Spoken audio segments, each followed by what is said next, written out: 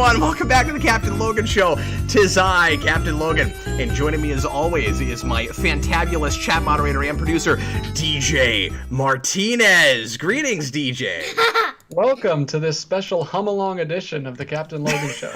That's exactly right. Well, that's the risk you take when you bring on a 5-year-old. I got my son Freddie with me today. Freddie has never sat in on a show with me, and I don't expect Freddie to do a great deal of talking, but he really wanted to see what this whole thing was like. And of course I have Jason on things all the time, so I thought it was only fair. And when Jason was Freddie's age, I had him on more stuff, and I thought it was only fair to let him sit in on a show. He's 5, he's going on 6 in November, and Freddie is of course, you know, being that age, gets a little bit rambunctious and doesn't want to sit still for a long time. So we'll see if he makes it the whole show. But he told me before the show, I gave him the option. I said, if you don't want to sit in on the whole show, you can get up at any time. And he goes, yeah, but I'm probably not going to. That's what he said. Look at that. Freddie, perseverance. Can we do, real quick, a little bit of rapid fire stuff to get people to know you a little bit better? Mm-hmm. Can we do that? Can I ask you some things? Okay, Freddie, what is your favorite video game right now? Probably Super Mario Maker 2. Yeah, Mario Maker 2. Mm-hmm. Freddie plays a lot of video games. And Freddie, are you into tennis games? Mm-hmm. Is that what your favorite things? Tennis video games? Mm-hmm. Yeah. We played Super Nintendo tennis this morning. Ooh. Yeah, that was interesting. Yeah, what was the name of that game? Which pixel were you? Super Tennis. Was it just Super Tennis? Yeah. I'm sorry, what was that, DJ? I just asked which pixel you were. Oh, right, yeah. Well, it wasn't Atari 2600. I mean, you know, they were sprites. They looked sort of like people. Yeah, and it had this tennis game. I don't know if I've ever played a tennis game. Maybe one of the Mario ones. Well, Freddie got into Mario Tennis a couple years ago, and now he's... Oh, Wii Tennis I played the crap out of. Wii. Yeah, well, and Freddie wants to play Wii Sports all the time.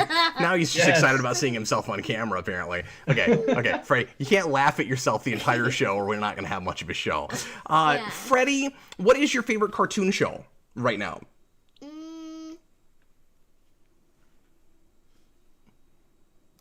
No. You've been watching a lot of Sonic?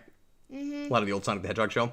Yeah. You watch the old Mario show? Mm-hmm. A lot of the things Freddie's into have to do with video games. Freddie has also, DJ, been playing the Power Rangers board game with me, and he's like a natural strategist. Ew. Like, he is not having any trouble figuring that out, and he keeps me honest. Like, constantly, it's like, no, Dad, that's guarded. You can't attack that. It's got guard. And I'm like, oh, oops. Yeah, and like, oh, you need more energy than that, Dad. You're cheating. So I cannot cheat in that game if Freddie's sitting next to me. Anyway, yes, folks, it's Freddie with a Y. So I'm seeing multiple different spellings in the comments, and people are asking, yes, it's Freddie with a Y. Solar Dragon, have you ever called Freddie Frederick? Yeah, I've tried. He doesn't like it. Freddie doesn't like being called anything but what his actual name is.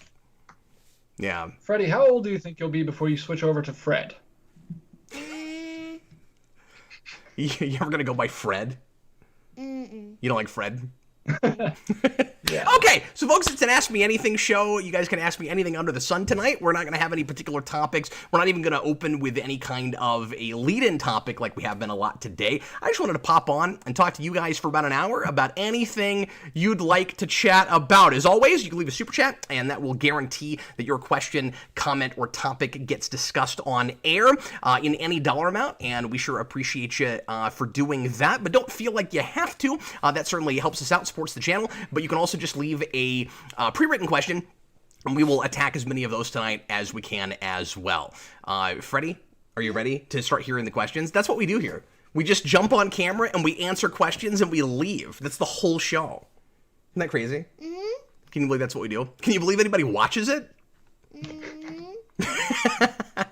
Okay, let's go ahead and just get right into it. DJ, what do you have for me to begin with? What is the lead-in question for the evening? Well, the first person I saw was Mr. Cinematographic. Hi there. Classic. He says, riddle me this. Does Raimi Spider-Man actually care about helping people? Or is he just latching on to someone else's beliefs as an excuse for violence or adrenaline? Wow. I think there are multiple interpretations of Kinda that depends film. on which movie, really. Yeah, I think all three of those movies, and of course a lot of the same people involved in those, think that it's one, but it's really easy to feel like as you're watching them that it might be another. I think the idea is supposed to be, of course, the selfish teenager and then, early 20-something that is, trying to have his heart in the right place, but is tempted to often do the wrong thing. And to take advantage of his powers and of his situation and that kind of thing. And it certainly, and this is the way Stanley wrote it, right? Like, it certainly does feel like if he had not had Uncle Ben, he could have turned into a supervillain. Freddie, that's very distracting.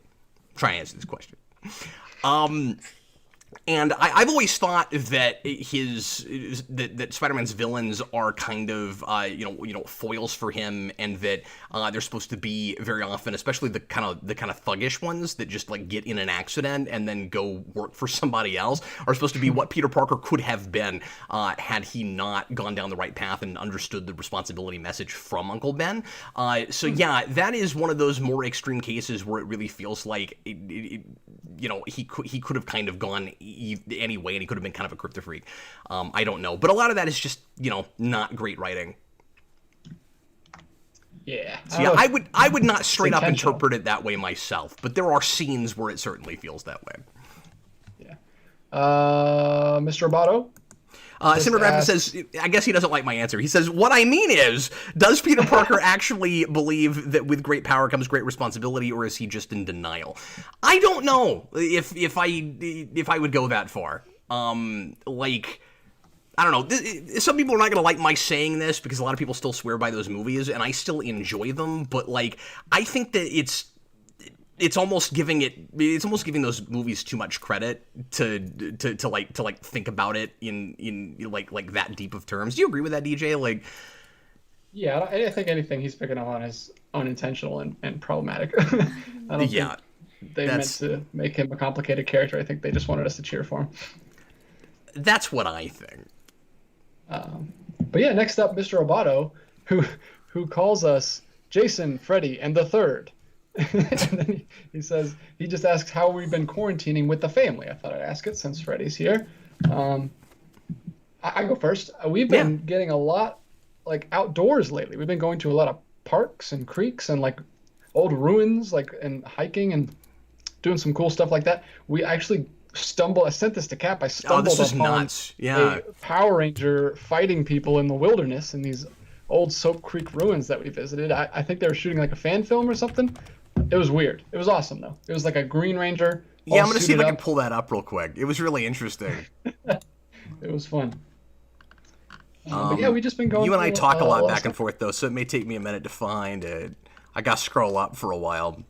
What have you been up to, Freddie, lately? So, I was playing some video games, watching Sonic the Hedgehog.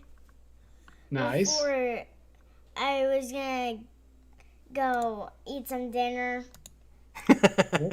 Yeah, I've been doing a lot of that too. Usually once a day, though. Yeah. Actually, I usually have a couple dinners. I'm a big Freddy fatty. DJ, I can't figure out how to blow this up. I can't figure out how to make it any bigger than what it is just in the screen. Yeah, it's very tiny. I don't think anybody will be able to see it. Yeah, maybe I could post it in the secrets. Okay, yeah, cool. No, I'm sorry, guys. I was gonna play that, and you just won't hardly be able to see it.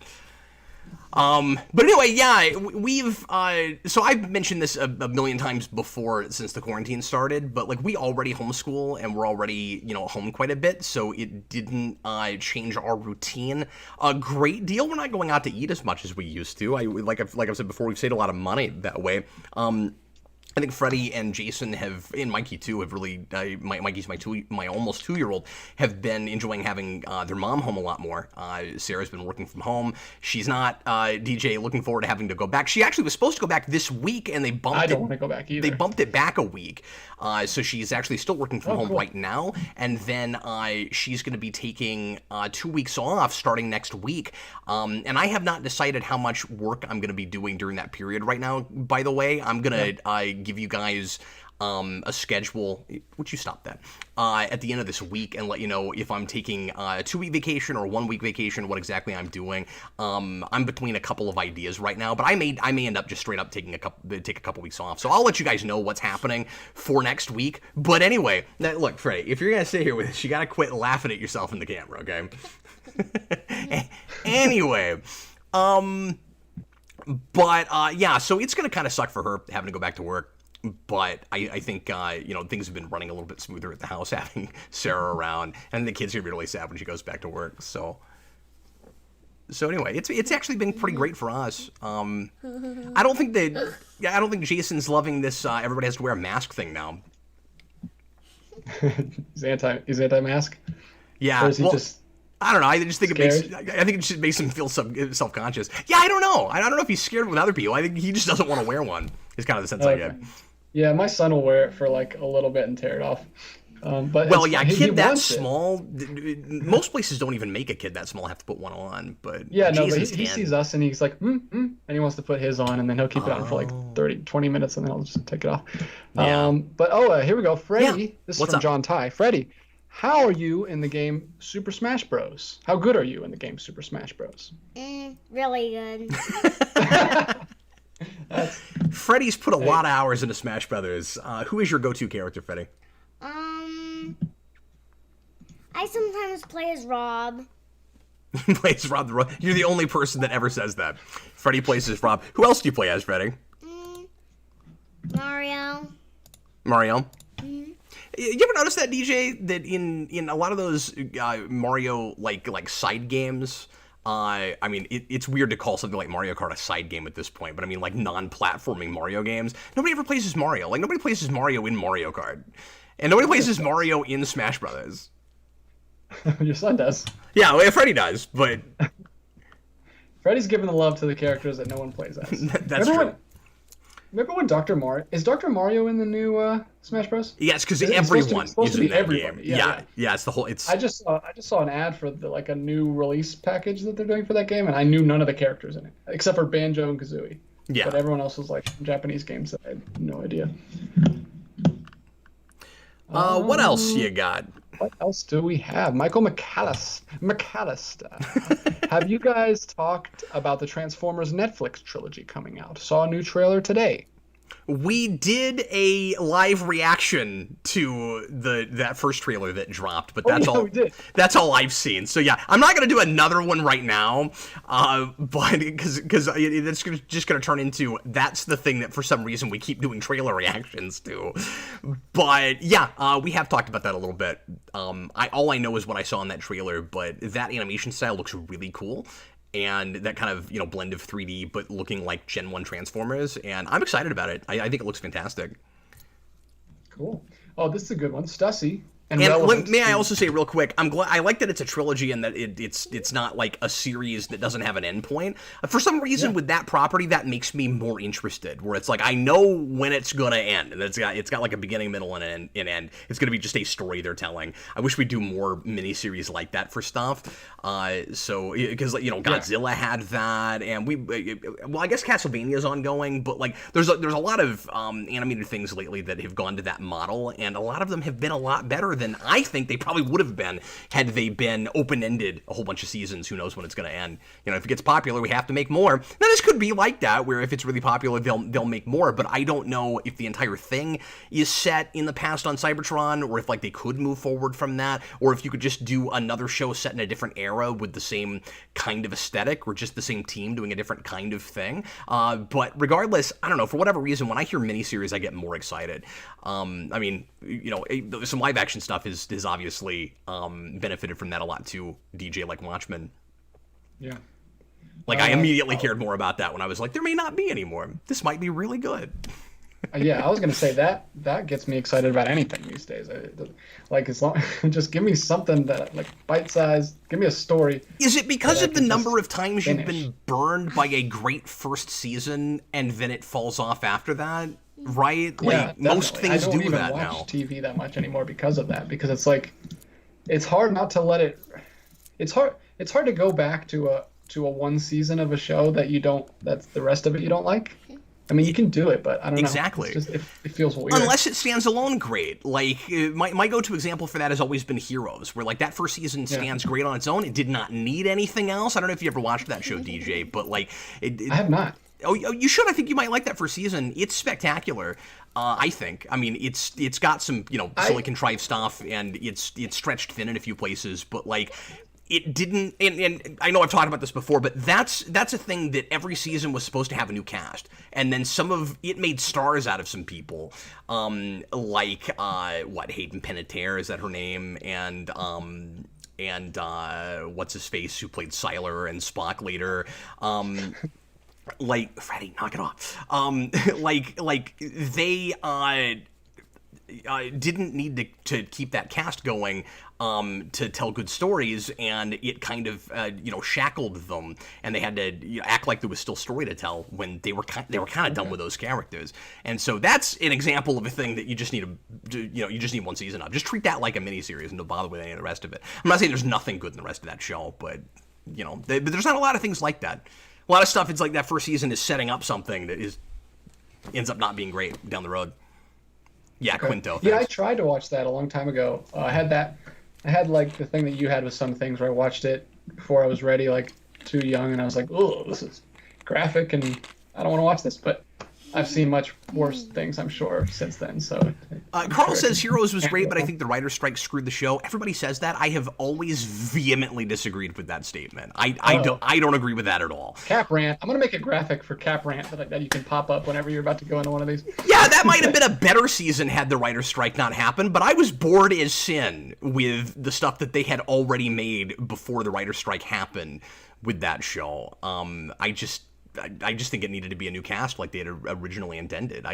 Because from the get-go, regardless of writer's strike, that season was still going to begin with, we're kind of doing a lot of the same stuff we just did last year. Like, it's still something's happening in the future that we've got to try to stop. It's kind of that Terminator problem. There's other stories you could tell in Terminator, but we can't stop doing the same the same time travel story of we've got to make sure that John Connor grows up and becomes the leader of the Resistance, and all of that. Although I've been watching the Sarah Connor Chronicles, and it does that same premise and makes it really interesting on a serialized basis, and wouldn't have thought that was possible.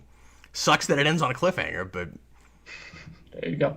All comes back to that. All right, we've got like 8 or 9 super chats. So you I'm gonna go over to those real quick. You either die a crappy show, or you live long enough to see a cliffhanger that doesn't resolve. That's profound. Thanks. Go ahead. John Ty. Can popular media not have wildly palatable messages of goodness? Like if you try hard enough, you can win. Example. Yes.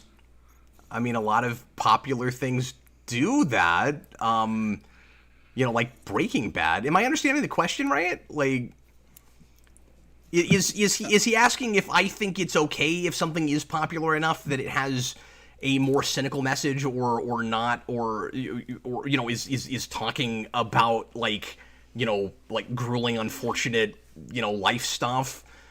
I think he's making the assumption. I'm not sure what he's getting at.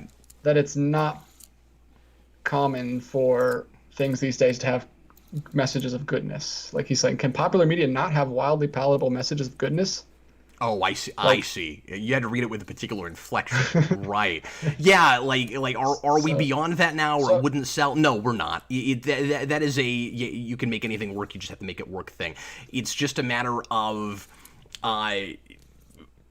companies get it in their head that they have to play things safe so that they can make their returns on something that's very expensive. We've talked about this a whole lot, and so if the trend is violent and gritty and conflicted anti-heroes, then you're going to get a lot more of that. I keep complaining that the biggest problem we have in entertainment right now is lack of variety. And I don't think it's because it wouldn't sell. I think it's because of the perception that it won't. I think the MCU has certainly proven that is not the case.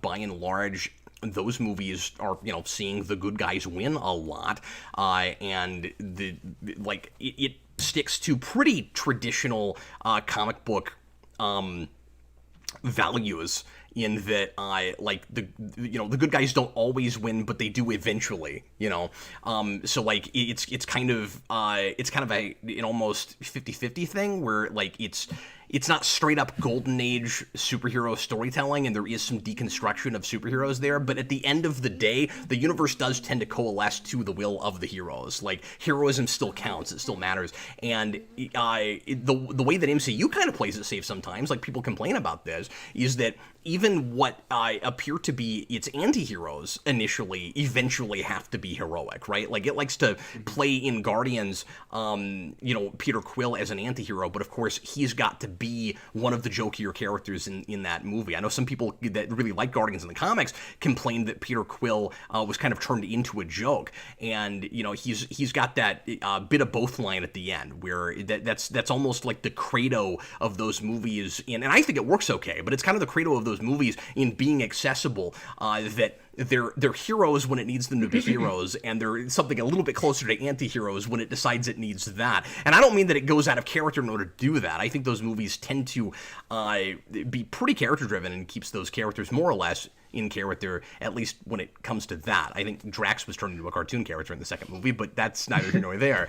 But anyway, that's just an example of that. But I think this is the reason that Warner's has decided that it's got to get away from that gritty anti-hero mentality where Snyder was kind of like attacking that on the MCU thing, going the other way, going, let's make the exact opposite of what they're doing and just have like really heavy, relentless, are our heroes even heroes at all? That kind of question. And there's questioning of heroism and whether or not if you have power, you can keep yourself from being corrupted in the MCU, of course. But at the end of the day, Captain America is not going to turn into a horrifying despot in the future like he clearly was going to in BVS if things had continued.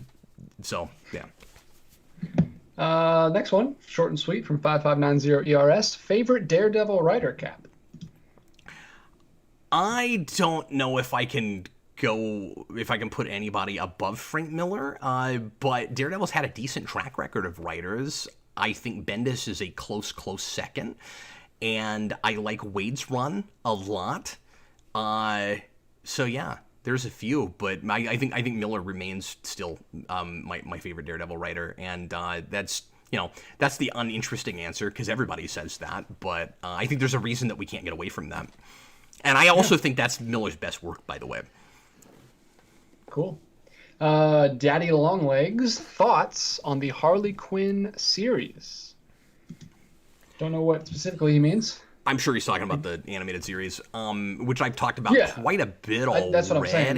You've talked about it, so I don't know if he's talking about like a new season or something. I don't know why. Well, I'm only a few episodes into season 2, so I don't want to speak too much to that right now because I don't want to give. I don't want to accidentally give anything away for myself if anybody starts commenting about that. But I still love it. I think it's fantastic. It is too vulgar for my taste, but it's so good I don't care anymore. I'm kind of over it. I'm okay with it. Because it's just that show's brand of humor, and it's I think it hits more than it misses. Like a lot of that stuff, I end up finding funny in that context in a way I wouldn't in another one. And it's surprisingly sophisticated with its characterizations. It got a really good sense of continuity. It keeps surprising me at a lot of turns. It's not afraid to kill off characters you've heard of. That's kind of exciting. It feels a lot like it may have an ending in mind.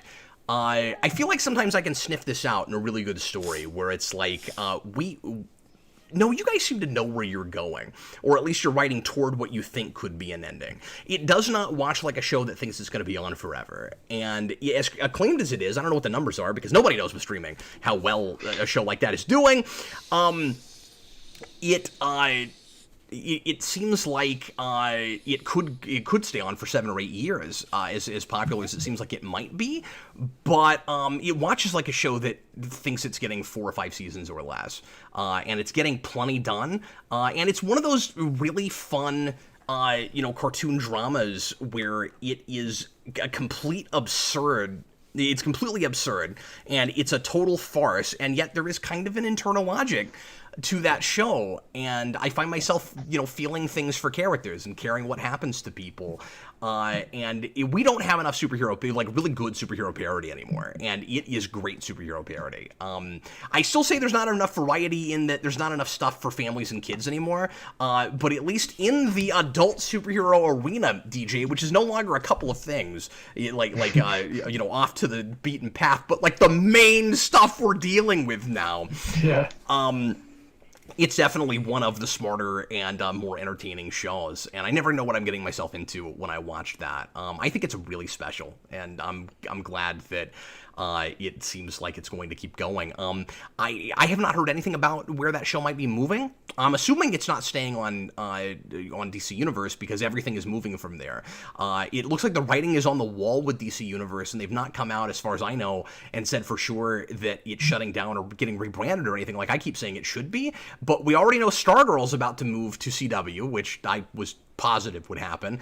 And that show, I've seen the pilot. I think it's a mixed bag, but it's better than anything they have there. And it is a Berlanti thing, but it's spearheaded by Jeff Johns. And I'm sure when it goes to CW, it's going to feel like another one of those shows. Well, I say that. I mean, iZombie didn't have that problem, but we'll see. And I also want to say that it being a superhero show going over to the CW, surely it'll be roped into their universe, but it may not be. It may just be part of their multiverse, because I haven't watched past the pilot, so I don't know if it crosses over at all into Doom Patrol or Titans, but I assume it probably does. It's got a weird flavor where it's like one part a Smallville-esque CW show, but the writing is a little bit better than that, and one part Doom Patrol. Like, it's got the weirdness of Doom Patrol. I cannot tell, just based on that pilot, how off the beaten path and absurd it's supposed to be. It feels like it's doing a lot of, like, kind of, even more heightened than Buffy, kind of teen satire. But I'm not 100% sure without watching more of it just how out there it's supposed to be. But it feels weirdly kind of Doom Patrol-y. So I don't know what's going to happen with that. I'm like, it would have been better if that had moved, now that I'm talking about Stargirl, it would have been better if that had moved over to HBO Max, like apparently Titans is doing. Or Doom Patrol, or both, I forget. Anyway, so back to what I was talking about, though. I'm kind of surprised we haven't heard anything about Harley Quinn yet. It immediately got its second season there, I guess, just because they'd already finished it. But yeah, cool. I'm really surprised we haven't heard anything yet with DC Universe, but I suspect that like online fan event they're having is probably where we'll get that.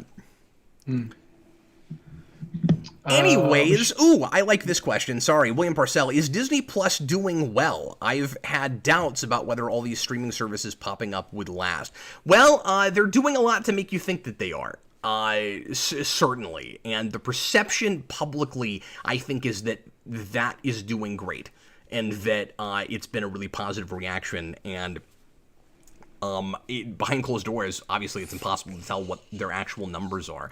DJ, do you have an opinion about that? Do you think it's possible that they're not doing as well as they're acting like they are? I have no idea. I don't know. I don't know if they've released anything. I mean, I just know that, like, I haven't thought about canceling it. I just leave it on there because it's super cheap. I guess all we have to go with is, like, anecdotal evidence. I feel like I read an article a couple weeks ago that had some kind of numbers on that, but I don't know how you verify that, where it seemed like they were in better shape than a lot of these other ones. But yeah, I have more than doubts about whether all these streaming services will last. Certainly, I think HBO Max has to be in trouble. I don't buy for a minute that anything like as many people as AT&T thought were going to get on that streaming service actually are doing that. And I still run into people that don't understand what it is and can't figure out why they need it. It's still the worst branding of anything ever in the history of ever. Disney Plus is Disney. And Disney Plus is doing everything they can to keep people interested. I mean, HBO Max is going to have the Snyder Cut next year. I'm sure that'll help last year. In the past, that happened already. And Disney Plus just put up Hamilton, which I suspect could bring in at least a few people that weren't already getting that, just because that's not immediately getting a physical release, and a bunch of people that love that music but couldn't afford to drive or fly and see that musical would really like to see what it's supposed to look like. Yeah, I really want to watch that. I do too. I added it to my list immediately, but it's I 3 have hours every and it's hard intention, to but I haven't done it knock out yet. 3 hours. Yeah. But anyway, maybe I'll get a babysitter and watch it. The next one is from Mr. Abato. This is probably back when we were talking about Toby. How do you feel about Peter B. Parker from Spider-Verse? I mean, I've done a commentary on that and the spoiler cast. You can go watch those things. No, I thought he was here. Sit up. Certainly, an interesting enough character. I haven't watched that in a while, so I don't have a lot of like new interesting things to add to that. It's like, hey, Cap, review this thing that you haven't seen in a year. I actually haven't watched it in a while either. Is that the older one, or is that the? I think so. That's throughout that movie, or is that the one voiced by Chris Pine who dies at the beginning? I'm assuming that's the older one that actually. So I was really glad, of course, that you actually had a Peter Parker mentor for what's his face? Why can't I think of people today? Miles. For Miles, yeah. Because when the previews for that came out, I think Eric was really concerned that it was going to be, Miles being the first Spider-Man in that universe, and that we weren't even, going to have a mentor. Or maybe not, like, in that universe, but, like, he dies, and then, he's not going to get to, be mentored, and he's basically just going to have to go on his own, and then we bring in a Spider-Man from another universe to actually do that. And I really liked the idea of the older kind of down and out Spider-Man who had had his heyday and had lost Mary Jane. I think some of that background, if we'd had time, it would have been nice to go a little bit more into and have more of a sense of what exactly was happening, with him and MJ and all of that.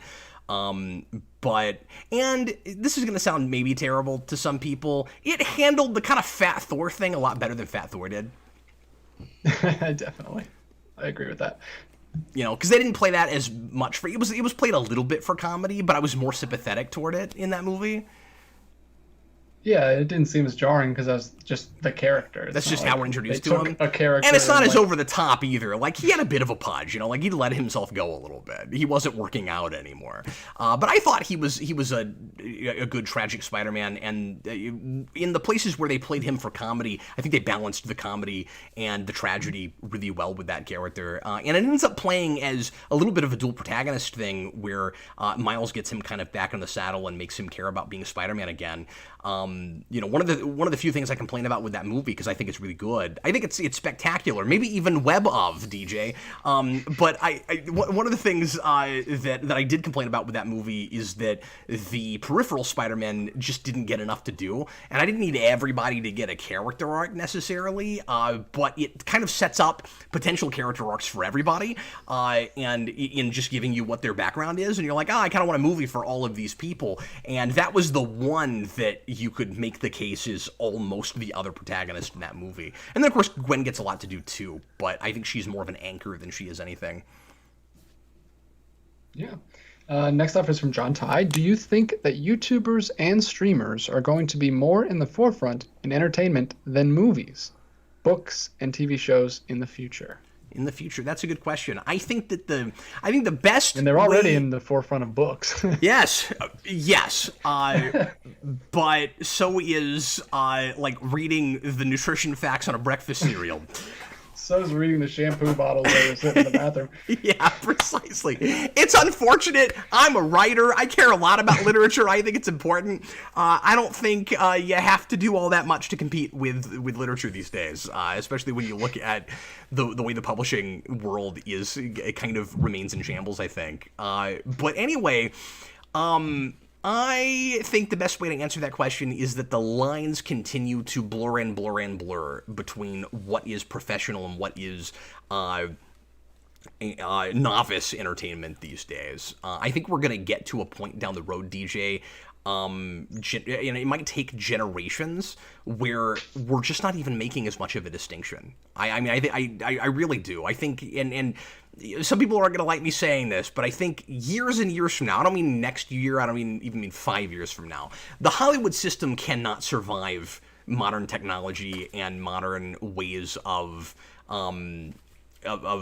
consuming entertainment forever, I don't think. I think at some point, and also the technology is getting so much cheaper for everything that it's, even right now, it's so much easier for anybody to make a movie in their basement that looks decent for not a whole lot of money. And you're going to get to a point where the lines are just going to be, massively blurred. We have to get past the Hollywood system. We have to get past the theater system before that ends up fully happening. But I think, decades down the road, it's very likely that you just don't even really see a difference. Unless a lot of big companies are able to just continue to somehow hang on to their slices of the pie forever, and some people would see it as positive and some people would say it as cynical, or see it as cynical for my saying that. It kind of depends on who you ask if that's a positive thing or a negative thing. I think in the long run, it's kind of a positive thing. I think you get more creativity with a lot more competition and a lot more people able to get into that arena and put out things for people to consume and see if the cream rises to the top. So yeah, but I think it's more complicated than I think it's impossible to answer that directly. Do you think that YouTube no, not YouTube, but independent media versus mainstream big company business? Yeah, but I think at some point those converge a lot more. I think we're seeing that happen all the time. Definitely. Next up, Willie. Yeah, did you see that super chat? I did. Hey, Freddie, who's your favorite Pokemon? Blastoise. I'm sorry, what? Blastoise. What's Blastoise? Let's look that up. Blastoise is the third evolution of Squirtle. Oh, is that right? I don't know anything about Pokemon. Like the third Pokemon in the list. Is that right? Actually, no. I think Bulbasaur. Well, I know what Squirtle is. Oh, well, see, I've seen that, but I would have not known what that was called. I just couldn't have even begun to tell you that. See, I know. Look, I'm learning. Okay, that's what that is. Okay, who's your second favorite Pokemon? Pokemania coming 2021. Oh no, don't say that. It'll be just Jason and Freddy laughing for 20 minutes. Suicune. What is that? That's one of the legendary dogs. How do you spell that, DJ? Sui. Cune, maybe? There we go, I got it. It'll come up. Suicune. Oh, that's what that is. Okay. I've seen this. Yeah. Yeah, Suicune. There's even Suicune on a invisible background if you want to put that somewhere. Hey, PNG, make a sticker. Put it on your wall. Yeah. Anyway, what else do you have for us? DJ, how far into the show are we The reason here? we went off on that tangent is because 37 minutes. I have a third favorite. Oh, you want to give us your third favorite? Mm-hmm. Okay, I guess we're going back to the screen. What's up, Freddie? Entei. Oh well, there he is. He's already right there. You don't have to move. Oh, the he screen. is? Is that? Oh, okay. Entei. He's the fire dog. Legendary dog. See, I've seen all of these, but I didn't know what any of them were called. Sorry, he didn't study for this test, Freddie. We're gonna send him back to the books. I did. I was not ready for this. Oh no! Do I have to just pour over my Pokédex for days? Or you just listen to the Poke Rap, and he teaches it to you. Or a Pokemon. Do you know about Pokemon? I don't. Oh, you don't? Weird Al has a song called Pokemon. Oh, that makes sense. We're gonna listen to it right now. I'll have to check that out right after. No, anyway, you're gonna check it out right now. The reason why we got off on this tangent is because Edward Bedor sent a super chat saying, General Zod playing Pokemon. I will find them! I will find them all! Gotta catch them all.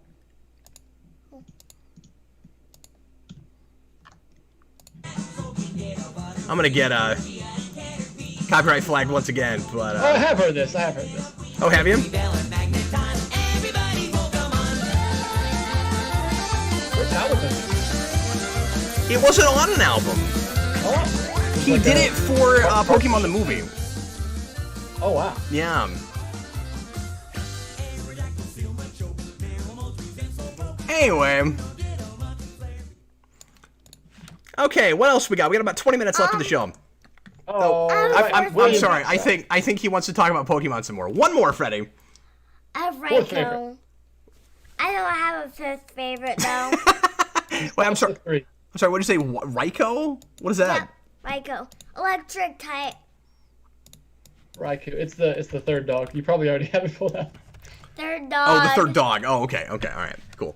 Well, okay. So why don't you give us another question, and then, hey, Freddie, why don't you see if you can think of a cool question to ask me or DJ or both of us? Yeah. Be thinking. See if you can come up with a question, and then while DJ is asking his next question. Good, DJ. This is from William Parcell. Have you ever chosen not to buy something from a company because of their practices? I'm currently doing that with Naughty Dog after they abused the copyright system to attack YouTube channels. Wow, that is, yeah, and that's totally understandable. And certainly, I understand why people do that. I'm trying to think if there's a good example of any point where I've just gone, this company went too far. I can't support them at all. Because it's really complicated, right? Because you have, like CEOs of companies and boards of companies that will do bad business and make huge mistakes, and you'll go, I don't like supporting this company. But on the other hand, there are perfectly, great people working for them that it's not fair for them to be thrown out on the street because of stuff that their bosses are doing. So I mean, there's always that. The DJ, I always have a really tough time with that. Where like, yeah, I want to vote with my wallet. There's that, and I do feel like I do that. But as far as like boycotting a company because it does really seedy stuff, I've always had a difficult time with, because you never know what anybody's doing, right? Like, there's probably a lot of things that you're supporting that if you knew everything, you'd just be like, well, I can't buy anything. You know what I mean?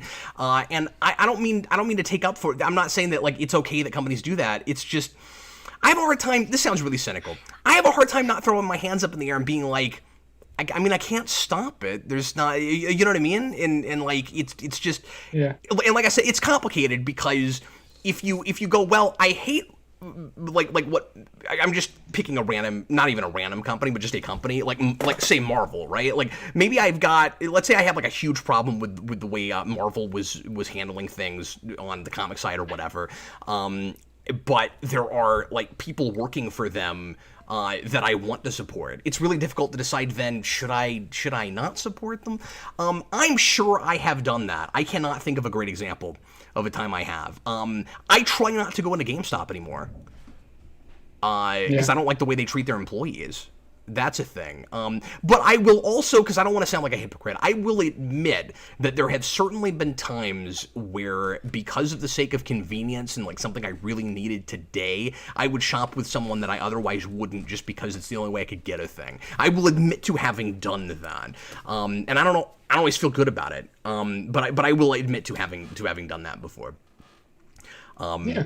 As you can tell, this is not a comfortable topic for me because I never know how to handle it. I don't know how to be consistent with it, is the thing. And it's not exactly the same situation as like somebody who gets, say, Me Too'd and like very clearly did something horrible to someone, and you don't want to support them anymore. But then like, is it okay to go back and watch their stuff? Like, I have had that question with a lot of things as well. This is a little different because if you know that something heinous is happening now, you kind of don't want to support them.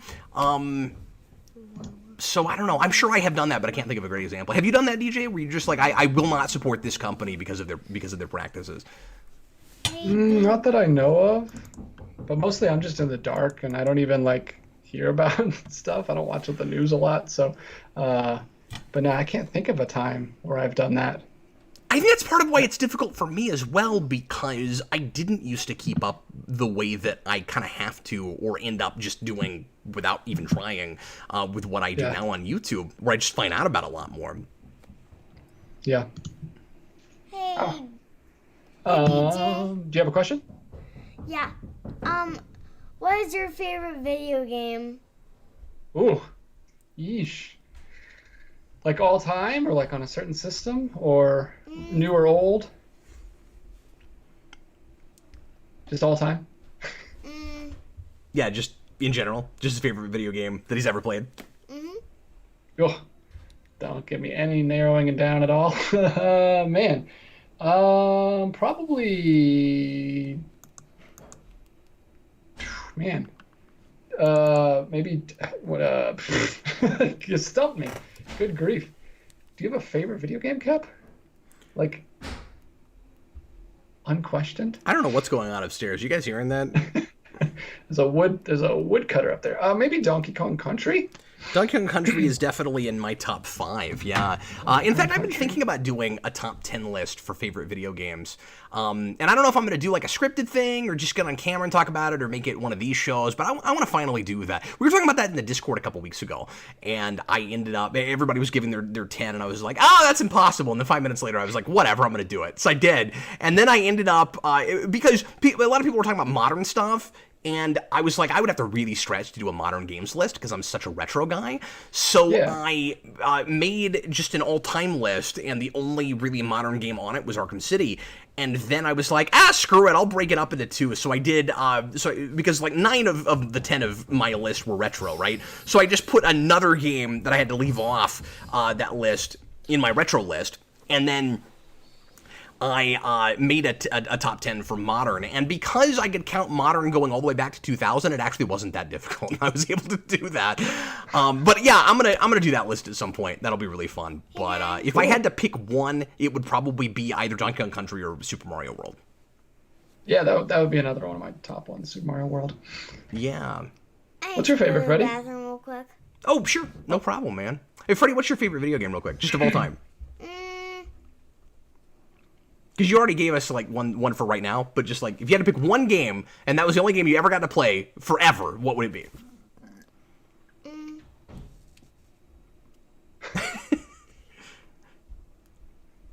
You don't know?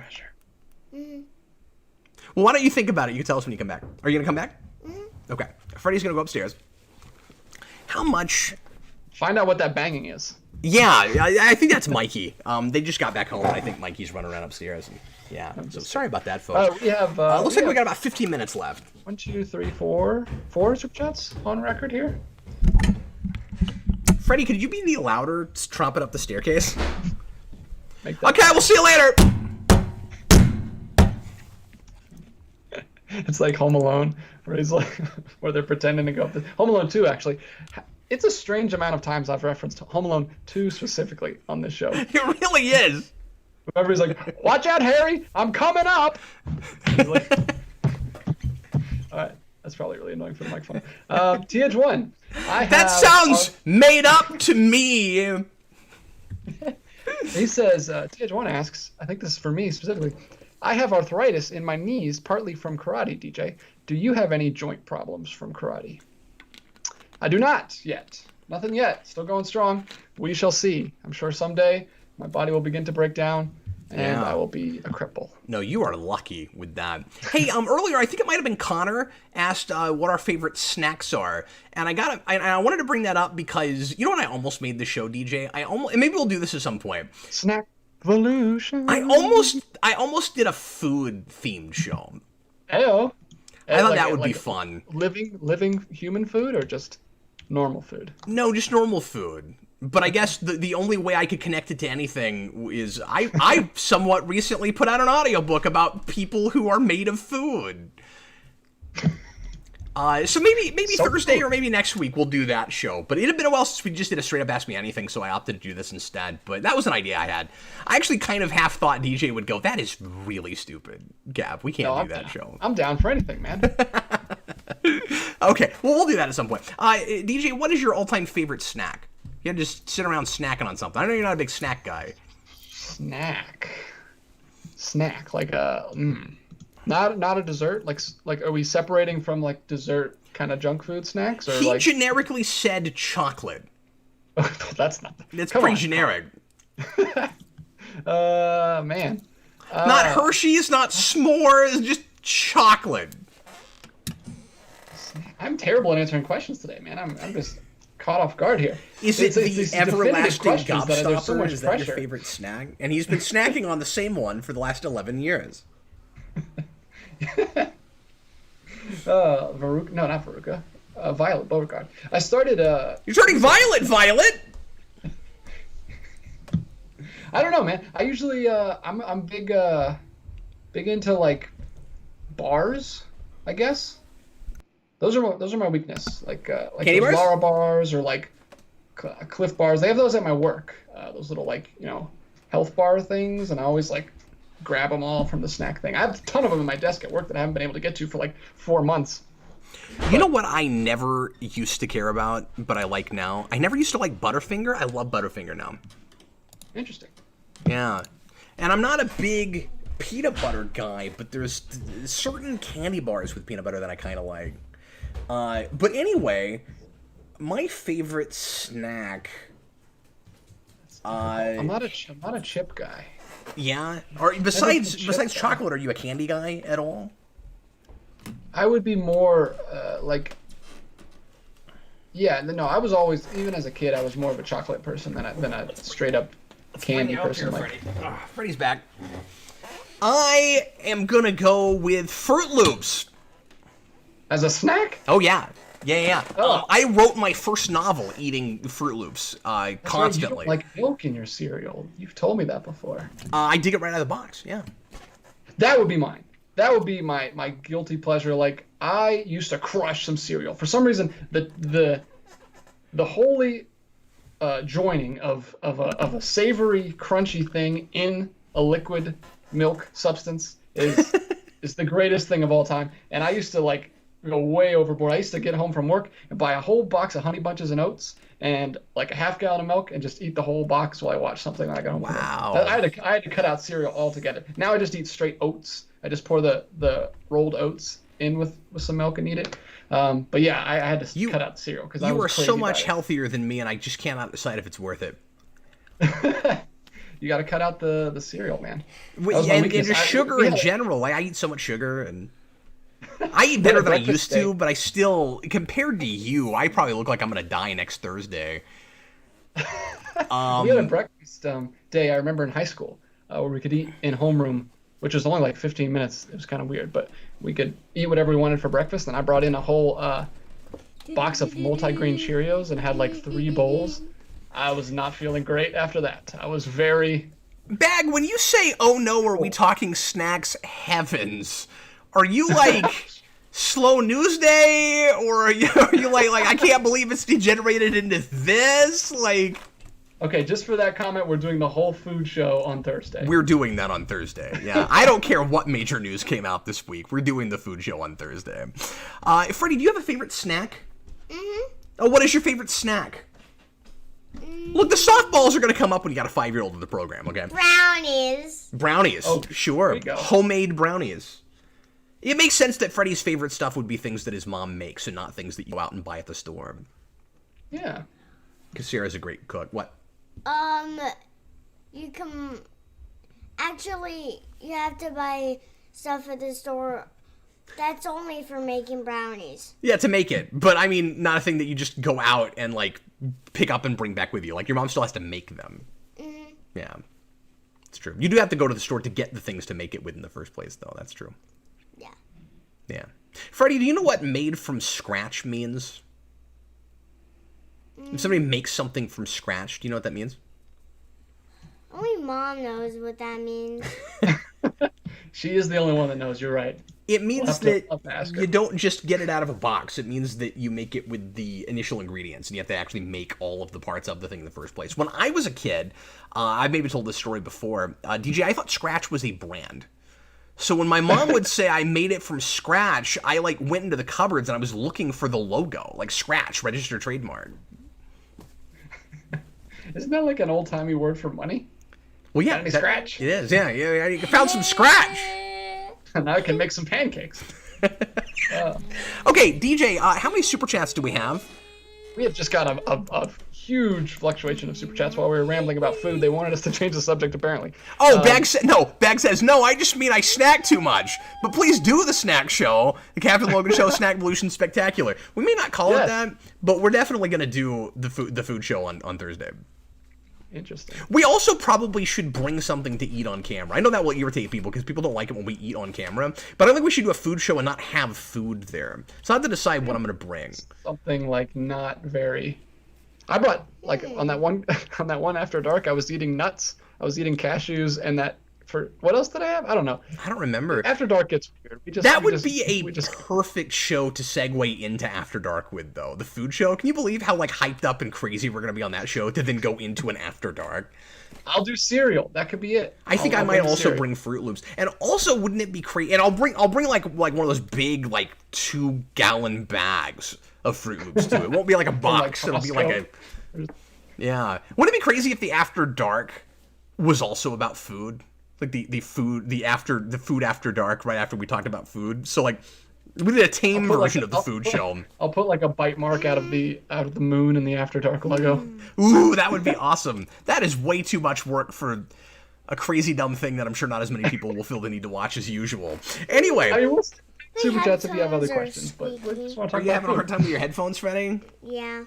Well, you've got them on the bottom rung there. They're squeaky. Okay, well, you're the only one that can hear them squeak right now. So. We should try to find food news that comes out on Thursday and try to work it into the channel. It'll be depressing. It'll be about shortages and companies going bankrupt and like that'll be all the food it'll news. Be like how McDonald's still is horrible for you even though it's been like 10 years. Didn't they release like a Super Size Me 2? Yes, but I don't know if it was about McDonald's. I think it might have been about something else, but interesting. I didn't see it though, so I don't know. I heard that it was about how it's still really bad for you. I watched Super Size Me for the first time when I was researching my food novel. Like, I'd never bothered with it, and I finally watched it, DJ, and I had a hard time getting through it, because there's a part where the guy at a drive-thru, like reaches out the window and vomits, and I almost couldn't get through it, because I have a really weak stomach. What happens when you eat nothing but that? Hey, Freddie, we only have a few minutes left, man. Have you had fun on the show? Did you like doing this? You seem really chipper and excited to hang out with our audience. I think everybody was glad to see you. I was actually laughing because I picked Evil Robot Tommy in our game. Evil Robot Tommy. Okay, so fine. We'll talk about this for the 5 people that will have any idea what we're talking about. So, DJ, in the Tommy Oliver pack, in Heroes for the Grid, the board game, which I know drove you crazy when I told you about it, because little known fact, DJ hates Tommy Oliver because he shows up too much and that's all anybody cares about. I don't hate Tommy Oliver. I hate the hype. I hate that he's like the only thing people who weren't that into Power Rangers know about Power Rangers. So of course, it's like I don't hate the Sam Raimi Spider-Man movies, but I hate that everyone thinks that is Spider-Man and that's the perfect Spider-Man and like everything else is bad. It's like I hate that that's the perception of Spider-Man now. The movies are fine. It's more of like a principle thing, I guess. No, I feel that way too. And anyway, so that expansion, of course, had to have 5 Tommy Rangers in it. And it also had a monster, which was Evil Robot Tommy, which showed up in the last iteration of Power Rangers. What was the last one, Freddie? Right now we're in Beast Morphers. What was the last one? It was I can't think of it right now. But the crossover for that show was abysmal. It was really terrible. Why can't I think of it? It wasn't Samurai, it wasn't Megaforce, it wasn't Dino Charge. Beast Morphers. No, Beast Morphers is the one right now. I'm trying to think of the one right before that. Oh, the one before it. I just can't think of it. Is it not the it's not Dino Charge? No, there was one after that. Anyway, it's not coming to me. So their crossover was really bad. It had Cat for like 5 seconds, and it sort of implied that they were married, but never came right out and said that, so it was weird. Oh, Ninja Steel. Ninja Steel, thank you. God, I couldn't think of it. Anyway, so, God, those are getting kind of generic right now, right? Because we've had like 3 Dino shows, and we're about to get another Dino show. Anyway, it's irritating. But Evil Robot Tommy was in that. There was a Jason David Frank played Tommy, who turns out to be a robot, and they were just trying to get as many Tommies as possible in the game, so they threw that in there. And we played the board game a lot, and every time Freddy gets to pick a monster, he always picks evil robot Tommy. Because just because he thinks it's funny, because it drives me crazy. Because the first, like, a week that we had that game, when we were like doing random monster selections, DJ Evil Robot Tommy came up like 3 times. It just would not stop coming up. We had to fight it over and over again. And now Freddy thinks it's so funny. If he gets to pick, he always throws Evil Robot Tommy in the game. So this time, we let Jason pick a monster, we let Freddy pick a monster, and then I picked the boss. And I said, Freddy, whatever you do, you this time cannot pick Evil Robot Tommy. We drew it today, and it was freaking Evil Robot Tommy. I'm so done with that. Every time I see it facing up and no one gets to see it, if Evil Robot Tommy is in that, I'll pick him. Do it. Keep doing it. Drive your dad crazy. I love it. Drives me crazy. Anyway, okay, let's get these super chats knocked out, man. All right. I just wanted to say real quick, even though we kind of already answered it, in that super chat about the arthritis from TH1, he also said, what's Freddy's favorite Pokemon? Oh, and sorry. your channel is awesome. And we did talk about Mr. Blastoise. He gave us 4. Yeah. Thank you very much. Yeah, 4 for the price of 1. Look at that. John Ty, next one. When does a story feel like a piece of fanfic writing for an official product like movies, books, or TV shows? So when do official things feel more like fanfic? When things are so contrived and characters are so wildly out of character just for the sake of novelty. And when it's let's like kit bash these 2 random things together that are crazy, that the fans will go, oh my god, I can't believe these 2 things are getting mashed together, when you don't really have any story to tell and you're just leaning on a plot twist or a novelty, or just some really gimmicky concept. So there are a lot of fanfic ideas that can work, but they can't come off like fan fiction. And it only works when the story is character driven and the characters feel like real people and they feel like the people that you've been with all the time, and it needs to feel like something that actually could happen in that universe. And so, I'll give you a quick for instance. I always say that Sela in TNG is very fanficky. DJ in TNG, they took Tasha Yar, who was a character in the most of the first season, and the actress didn't want to be on the show anymore, so they kill her off. And it was a big deal. They kill off a main cast member in TNG in the very first season. And that was Tasha Yar. And then the show gets popular, and Denise Crosby wants to be involved somehow again. So they bring her back in season 3 in Yesterday's Enterprise, in one of the best episodes in that show, and she's really good in that.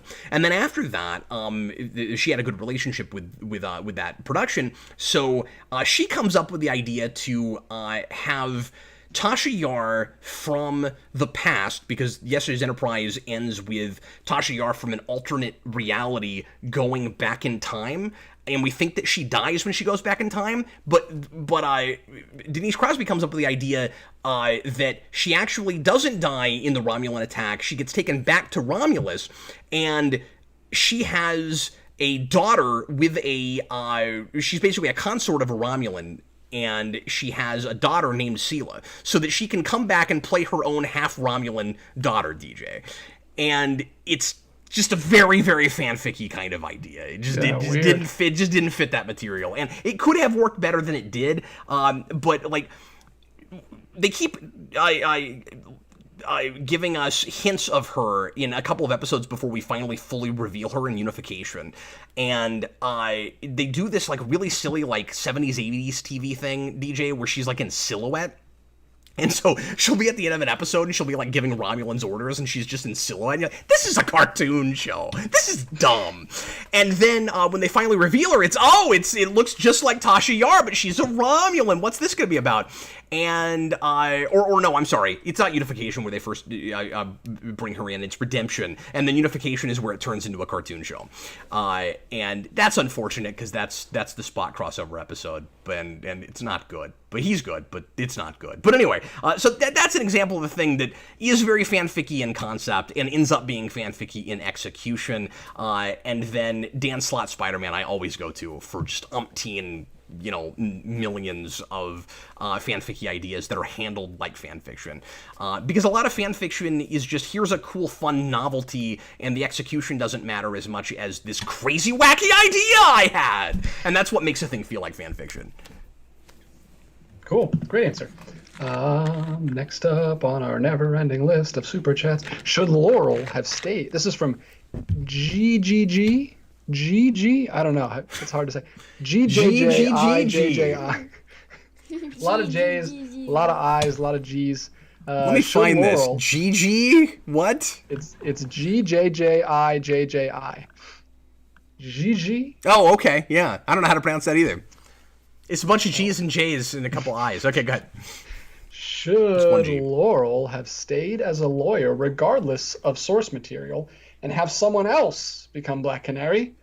At what point are you making a different interpretation or something different entirely?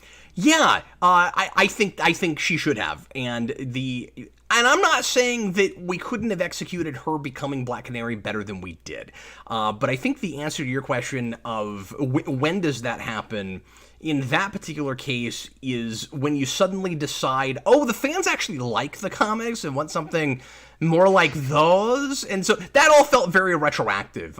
In very early, he's doing his Geordie LaForge impression, very early in Arrow, I say very early. I think even take my word for it. I think even toward the beginning of the second season, there's an interview with that actress, I forget her name, where she says, or somebody asks her, "Are you going to become Black Canary?" And she goes, "Well, we have different plans for the character, and like we have a different interpretation. We're doing something different with it." And it was not very long after that, DJ, that they made her Black Canary. Hey, Freddie, you have to put your headphones back on, buddy. Well, And I'm just gonna get a drink. Okay, go ahead, buddy. We're going to end the show here pretty soon, okay? Okay. Bye, Freddie. Bye, Freddie. I don't know if we'll see him again, but maybe. He's 5. It's going to be hard for him to sit for an entire hour. He did way better than I thought he would. That was great. Anyway. So, yeah, but like I said, that was a real retroactive feeling decision. And it gets even worse because...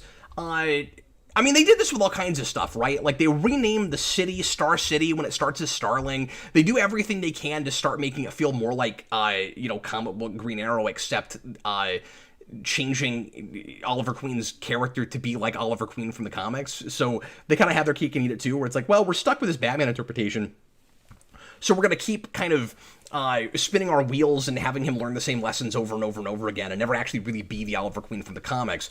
But we're finding that people that people like the source material and want more of that. That's the sense we're getting when we take this to conventions and stuff, and just what we're hearing from online. And B, that we had to go more comic book for Flash. And so to make it fit better with comics, because we did a more straight interpretation of Flash off the page, except we kind of, at least in the trappings of it, character-wise, he's a little bit more like Peter Parker than you might have expected.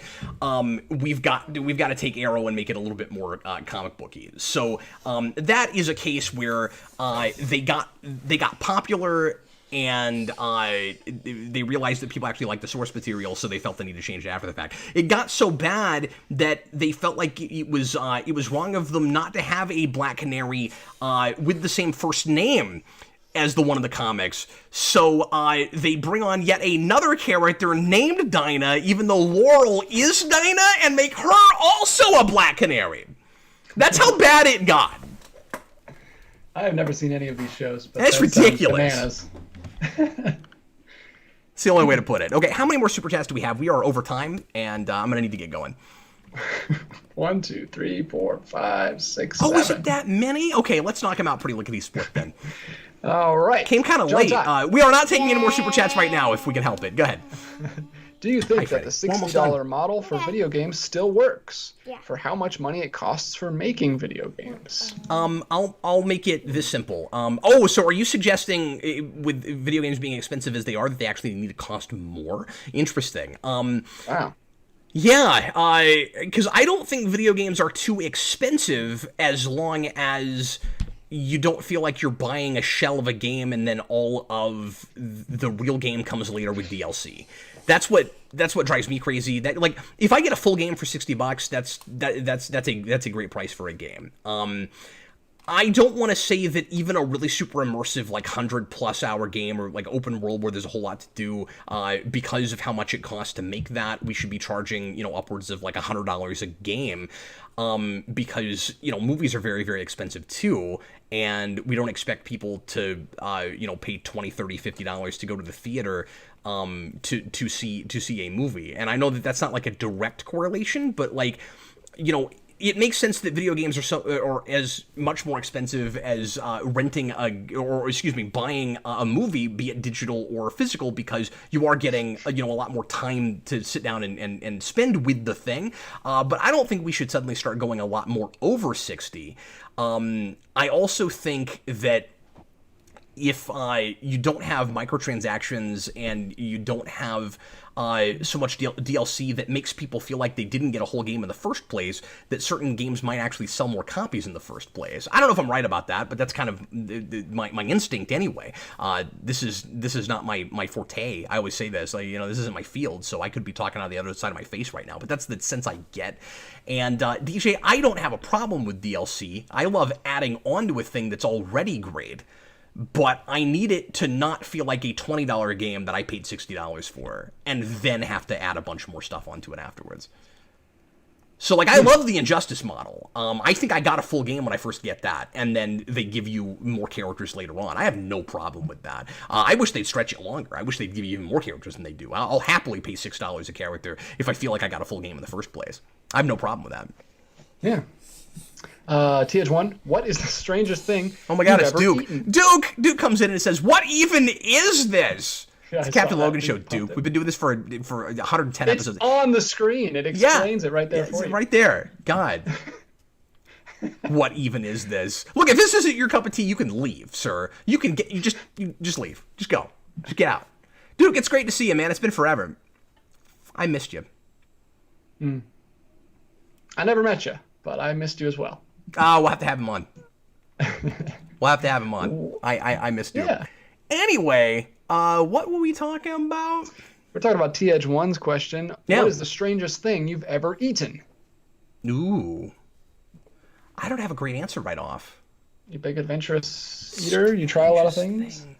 I want to be more adventurous than I am, but like I've said before, I have a really weak stomach, and I get, you know, indigestion really easily. Like, I have to be kind of careful about what I eat sometimes.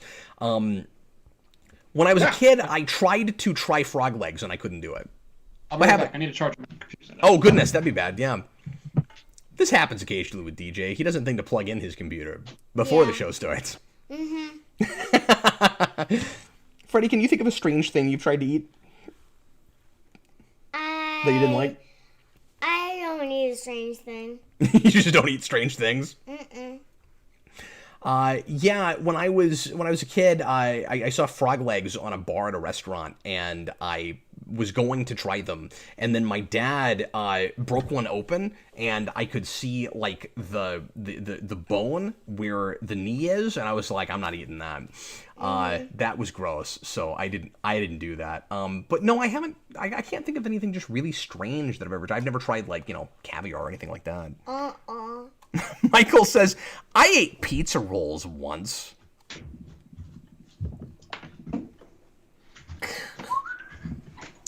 I'm back. This is what passes for professionalism So here on unprofessional. Game And you're back. Sorry, my computer had like 8%. I was about to die. DJ, David Dilks. goes without saying, but we're going to have a conversation about that later. Oh. All right, bye, guys. This is my last show. It was fun. Right before you put your headphones on, I said, this is what passes for professionalism here on Game Television. Oh, man. Hopefully you answered that question perfectly. Have you ever David eaten Dilks. anything really strange, DJ? Remember Evil Robot Tom? Oh my God, No, stop I it with haven't. Evil Robot Tommy. I haven't, actually. I've tried, like, lobster tail, but, like, nothing Oh, I love unusual. Like, lobster I've never tail. had, like, That's alligator fantastic. or I have. squirrel. It's great. Oh, there you go. Yeah. Well, I just couldn't think of anything strange enough that where I would go, and it was gross, and I wouldn't eat anymore. Like, no, I love alligator. It's really good. Nice. See, there you Yeah. go. See, I'm rehired. David Dilks, what is your opinion of Sam Neill and Laura Dern in Jurassic Park 6?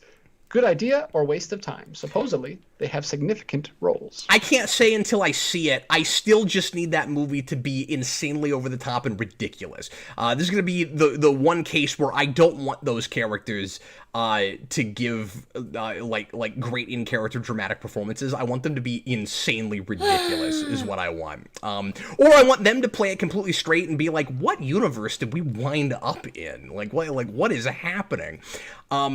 No, I gotta see it before I can say for sure. I'm afraid that that movie's gonna take itself too seriously, and I really hope it doesn't. I really hope it's Jurassic House again. That's what I need, because that movie, because that franchise has jumped the shark now, and there's no regaining, former serious glory. And Jurassic World is already pretty silly, but it's not out there to the kind of jump the shark that we got with that last one.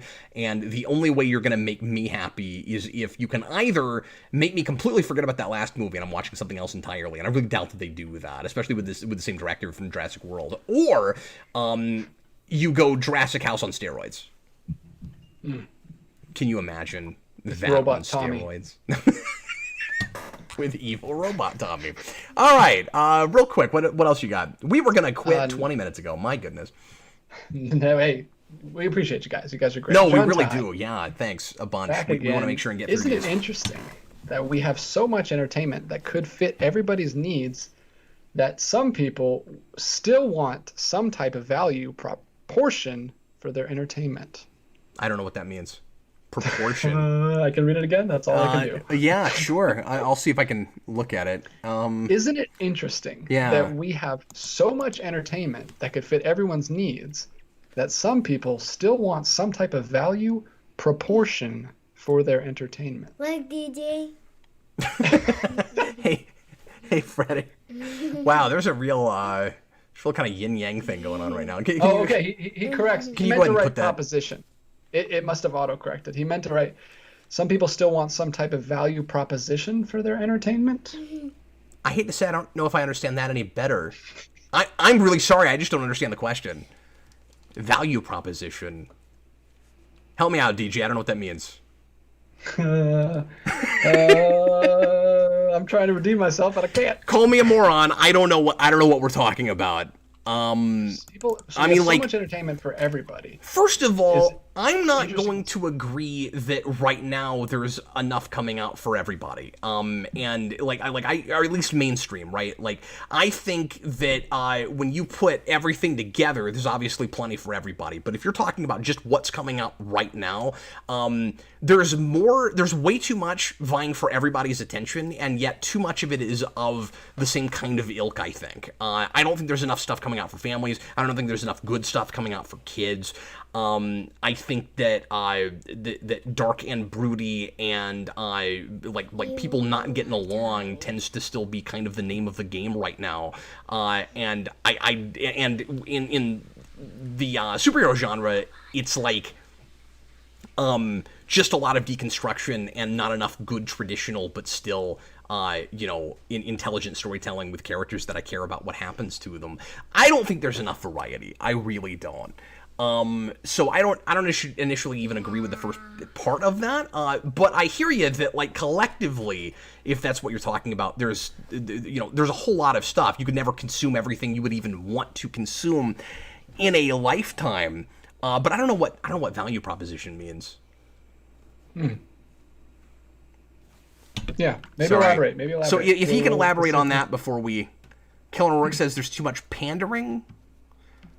Well, yes, I agree with that. But I thought what he was talking about was something on the side of the consumer, where, like, they're expecting too much or something. Where, like, I thought maybe he was talking about entitlement in some way. Yeah, I don't know. go, We'll see. We'll guys, see if he now. follows up. Okay. See you later, Freddie. Edward Bedwar. Guys, this is probably going to be it for Freddie. I doubt he'll get back down before we finish. So, Freddie, can you say bye, Bye, to buddy. everybody? Bye. Did you have fun? Bye. Thanks, buddy. Bye, Freddie. See you later, man. Bye. Nice to meet you. Yeah, Okay. I'm All right. tired of being here now. That's okay, Freddie. I figured. All right, we'll see you later, buddy. Bye. Bye. Edward Bedore Yeah. says violence solves problems. Lesson of Deadpool 1. Well, it's perfect timing for Freddy to leave. Sure, yeah. Yeah. So I'm sorry, what was that about Deadpool? He just said violence solves problems. Lesson of Deadpool 1. I don't agree with that. Deadpool has to pay for a lot of the stuff he does in that movie. I don't think he necessarily learns the lesson at the end of that movie that maybe the movie wants you to learn. Like, it walks a line in making that character really entertaining and fun to watch, where I could see the interpretation of that's being glorified and everybody would want to be Deadpool. I don't want to be Deadpool when I get to the end of that movie. That guy goes through a horrific nightmare, and he brings some of it on himself, certainly. So, like, you know, when you get to the end of that, yeah, he's murdered it's a revenge thriller, right? Like, he's murdered the guy who ruined his life. I don't know that he solved any problems beyond getting rid of that guy. So, yeah. Next up is from Mr. Roboto. Yeah. Time for Rise of the Workshop, The Welder, Woodcutter, and Paste Pot Pete. That's hilarious. First Spider-Man. This is when we heard the woodcutter upstairs in your house. It makes sense to put the Welder and Paste Pot Pete together. Absolutely. Sure. Who is Paste Pot Pete? Paste Pot Pete is a Marvel villain. He's like a minor Marvel villain. Oh, fantastic. Yeah, bring him on. I'll hop right in with him. Oh, and John Ty just... Did you try to elaborate? He elaborated another super chat. There he is. There's Paste Pot Pete. Ah, yes. That's very similar to what I was wearing on the set of Homecoming. I had a green overcoat.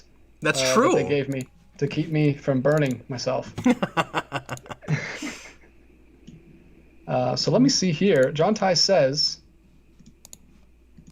when a company creates a feature intended to make a company or product attractive to customers, translate value proposition to, I think he may have just put the definition of proposition. Okay. Oh, I see. Okay. When a company creates a feature... Yeah, that's just not a term I was familiar with. I'm sorry. Company creates I feel like I got to study for this test now. Intended to make a company... What's your favorite Pokemon? Attractive to customers... Yeah, I don't know what that has to do with making enough things for different audiences. Like, I get, yeah, it's a problem when everything seems to just be based in money making and there's not any artistry to things at all. Like, that's what we're talking about. Yeah, okay, so now I know what that means. I still don't fully understand what the question was asking. So yeah, I apologize. I'm not getting this one. I really don't know what we're talking about. Blue Dragon 5 says, right. I think the point is, with Deadpool, Violet solved the Francis problem versus Colossus's proposed solution. Yeah, well, Colossus's proposed solution, though, was about Deadpool being heroic and kind of keeping his soul and being a good person. It wasn't really about solving Deadpool's problem, because Deadpool, for Deadpool, the problem is, I hate that guy, he's alive, I want him dead. He solved that problem by killing him. The issue is interpretation. That is a good example of I don't want to say unreliable narrator, but a difference of opinion in perspective of the narrator versus what you, the audience, probably think and what your values are, and even what the film's values might be over what the character's values are. Sorry. Mutali just said Colossus is more Superman than Superman in BVS. That's true. Dark Moonlight Entertainment. Will you ever do a rewind for V for Vendetta? Yes, eventually I will get to that. Cool. And I know it's been a while since I put one out, but that is definitely, it's close enough to a superhero movie. It counts. I will put it there. Based on a couple other things I've done, I feel like I probably have to do that. Yeah, we're thinking about watching that soon because that's one of the only superhero movies my wife hasn't seen, and we've been going back and watching some. And I've never seen it all the way through. I've seen the first maybe 15 minutes of that movie. Wow, I've only seen it once, but we've been going back and watching the ones that I haven't seen, like Zorro and Rocketeer and stuff like that. So we might check it out soon. Okay, it's John, also that on, makes more sense HBO now. He Max. says if there is a lot of entertainment, there shouldn't be a need for companies to try to make a product more attractive. I disagree with that because when you have so The fact much that there's stuff a lot of, yeah. vying for attention, that's precisely the reason you have to make it more attractive, so that people will notice it and want to go. I don't like false advertising. Certainly, I don't. If that's what we're talking about, I don't want a trailer to come out, make me actually want to see a movie. And I am wise to this. I realize that trailers, I've always said this, aren't there to tell you what's in a movie so much as to get you to go. But if I think there's a chance that what I'm seeing that is enticing me might be what the movie is, I'm going to go. And then if it's not, I'm going to cry foul on it. I know that advertising does this. It shouldn't do this. At the same time, it is advertising's job, of course, to make a product look attractive. When you say more attractive, that starts to become kind of a sort of subjective thing where it's like, well, the thing that I went and saw wasn't as good as it made me think it was. Sometimes that can be kind of a subjective thing where it's like, well, I don't agree that it's as good as the advertising made it seem. And sometimes it's false advertising where it's like, it tried to make it look like something entirely different from what it was in order to make me go. But DJ, would you agree with that? Like, the point of advertising is mostly twofold. A, to let you know about a thing, and B, to make you want it. Like, that's the point of it. And it doesn't have to be underhanded in doing that.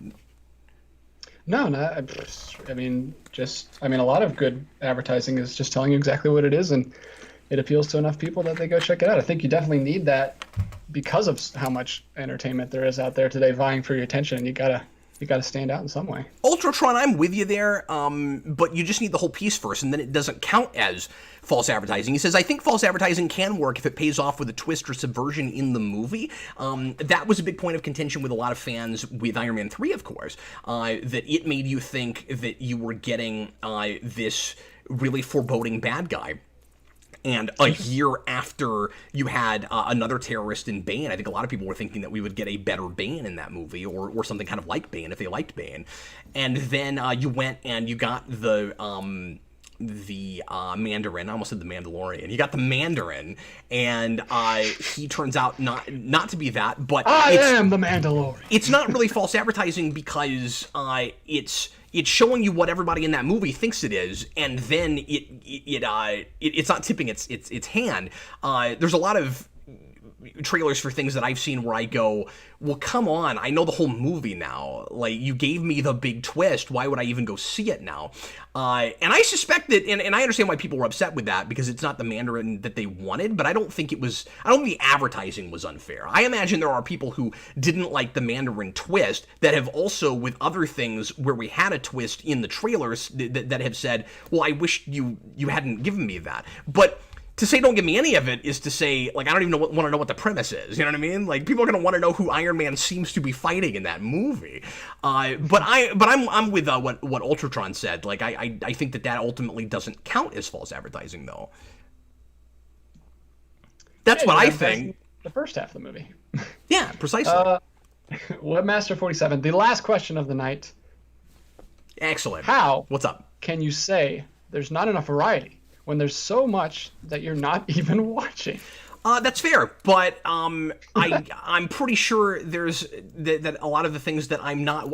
That's why I'm not watching a lot of things. I'm sure there's a lot of quality stuff that I would enjoy if I were watching it, but at least in the way things are being advertised and the titles of things and what I'm seeing as products that I'm able to look at, there aren't a lot of things aimed at families. That's one of the big things I'm saying when I say there's not a lot of variety. And DJ, if there are things that actually are, more kind of PG-13 fare for families and with really good stories that look like they're not that, but are being advertised that way, I don't understand that, and that's a problem. But that's what I'm saying. I mean to say that there's not enough variety in what I perceive to exist in what is being advertised to me. And so certainly I may feel differently if I were to sit down and watch everything. I suspect I wouldn't, though. I could be wrong. But I suspect I would still say not enough stuff for kids, not enough stuff for families to sit down and watch together.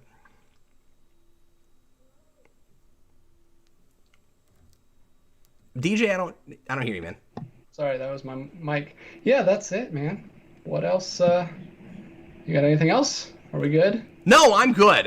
We are half an hour later than we'd planned tonight. Well, thanks a lot for all the super chats, and thanks a lot for the pre-written stuff and hanging out with us. Thanks for the variety of questions. I did experience this show, and I can say there was a lot of variety of the questions this evening.